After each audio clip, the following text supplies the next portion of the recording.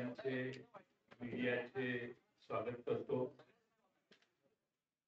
अपुऱ्या जागेमुळे ही जागा बदलून चव्हाण सेंटरला आणावी लागली आणि त्यामुळे आपलाही थोडासा गोंधळ झाला.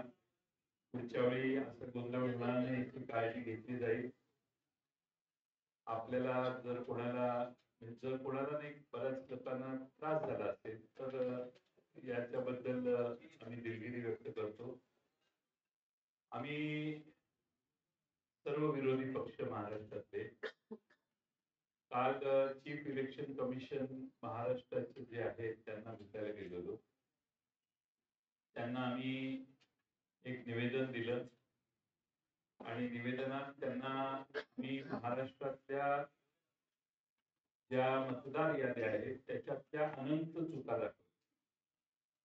अनंत चुका दाखवल्यानंतर त्या ठिकाणी सीओ यांनी आम्हाला असं आश्वासित केलं की केंद्रीय निवडणूक आयोगाला तुमचं हे सगळं म्हणणं आम्ही पाठवतो. या याद्या दुरुस्त करण्यासाठी आम्ही लवकरात लवकर सुरुवात करू. दुसऱ्या बाजूने महाराष्ट्र निवडणूक आयोग जो आहे, राज्य निवडणूक आयोग, त्यांच्या काही जबाबदाऱ्या आहेत असं त्यांनी सुचवल्यामुळं आज त्यांचे प्रश्न आणि दोघांचे प्रश्न म्हणून आज आम्ही त्यांची भेट घेतली. कालच्या प्रमाणे सर्वच विरोधी पक्ष नेते त्या ठिकाणी गेले. काही महत्वाचे एव्हिडन्सेस आम्ही दाखवले, काही पुरावे त्यांना दाखवले आणि त्या पुराव्याच्या सहित आम्ही आज त्यांना काही माहिती दिली.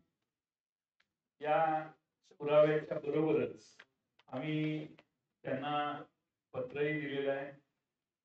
पत्र देत असताना मतदार यादीत मोठ्या प्रमाणात मतदारांचे पत्ते अपूर्ण, चुकीचे घातलेले आहेत, घर क्रमांक चुकीचे आहेत, तसेच प्रत्यक्षात संबंधित व्यक्ती त्या मतदार यादीत नोंद आहे ती त्या पत्त्यावर राहत नाही. मी काही उदाहरणं त्यांना दिली. त्यामध्ये मुरबाड मध्ये जे मतदार आहे, मुरबाड मतदारसंघामध्ये, त्या मुरबाड मतदारसंघामध्ये बूथ क्रमांक 8 मध्ये 400 मतदारांचं एक घर आहे. 400 मतदार आहेत की ज्यांच्या घरासमोर फक्त डॅश आहे, म्हणजे घर नंबर डॅश आहे.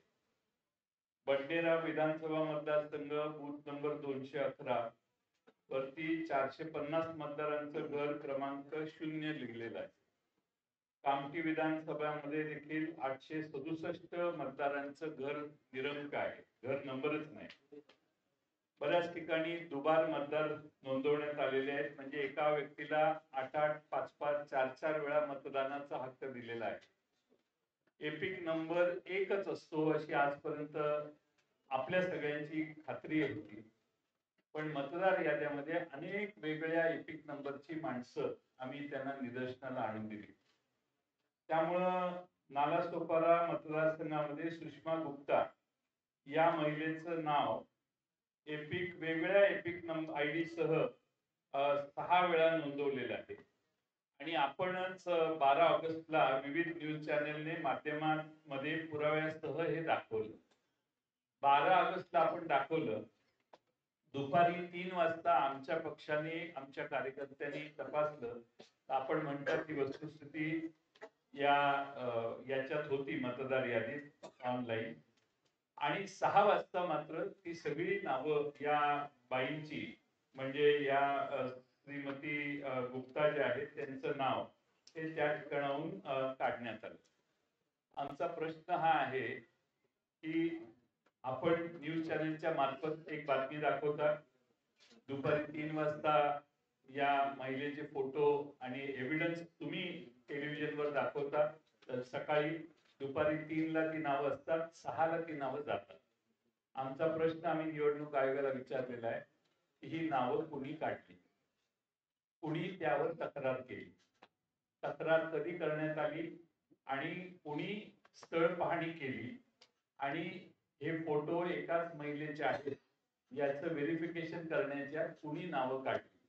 आमचा दावा असा आहे आणि आमचा समज व्हायला लागलेला आहे की राज्य निवडणूक आयोग किंवा केंद्रीय निवडणूक आयोगाचा सर्व्हर हा महाराष्ट्रात दुसरा कोणीतरी चालवतो असा आमचा आता अनुभव व्हायला लागलेला आहे. आणि दुसरा कोणीतरी परस्पर या मतदार याद्यांमध्ये नावं घालतो, मतदार याद्या उघड झाल्या की नावं काढतो. राज्य निवडणूक आयोग असो किंवा केंद्रीय निवडणूक आयोग यांच्या हातात काही नाहीये, कुणीतरी बाहेरच ही सिस्टीम ऑपरेट करतंय असा याचा अर्थ आहे.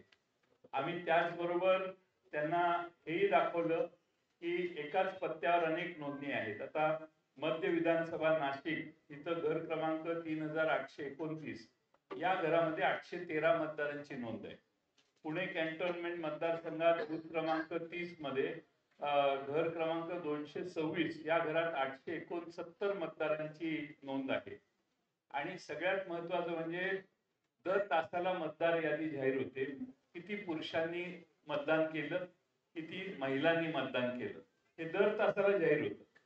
विधानसभेला या सिस्टीम पूर्ण मोडण्यात आल्या आणि संध्याकाळी 5 नंतर कुणी किती मतदान केलं हे कधीच जाहीर करण्यात आलं नाही. एकदम दुसऱ्या तिसऱ्या दिवशी फायनल टॅली जाहीर करण्यात आली. हे पारदर्शकतेच्या प्रक्रियेच्या विरोधात आहे. आणि आम्ही विधानसभेला ज्या मतदार याद्या पाहिल्या, ज्या मतदान याद्यांनी हा निकाल आला, त्याच मतदार याद्या जर स्थानिक स्वराज्य संस्थात वापरल्या जाणार असतील तर हा प्रचंड घोळ तसाच पुढे चालू राहतोय. आणि म्हणून आम्ही राज्य निवडणूक आयोगाला आणि केंद्रीय निवडणूक आयोगाचे प्रतिनिधी सीओ यांना मागणी केली की या मतदार याद्या दुरुस्त केल्या पाहिजेत. ताबडतोबीने त्या दुरुस्त करा. तुम्ही 3 दिवस 4 दिवस वाढवून मुदत हे चालणार नाही. किमान या मतदार याद्या पूर्ण तपासा. जे ज्या घरात राहत नाहीत त्यांची नावं त्यातून काढून टाका. बोगस मतदान काढून टाका. एक आमदार परवाच जाहीरपणाने सांगितलं त्यांनी की 20,000 मतदार मला बाहेरून आणावे लागले, ते मी आणले आणि मग माझा विजय झाला. हे विरोधी पक्ष सत्ताच असणारे आमदारच जाहीरपणाने सांगतायत. याची नोंद घ्या हे आम्ही त्यांना सांगितलं. मी आपल्या सर्वांचं स्वागत करतो आणि पुढं माननीय बाळासाहेब थोरात साहेब काँग्रेस पक्षाचे ज्येष्ठ नेते यांना विनंती करतो की त्यांनी या ठिकाणी त्यांचं मनोगत व्यक्त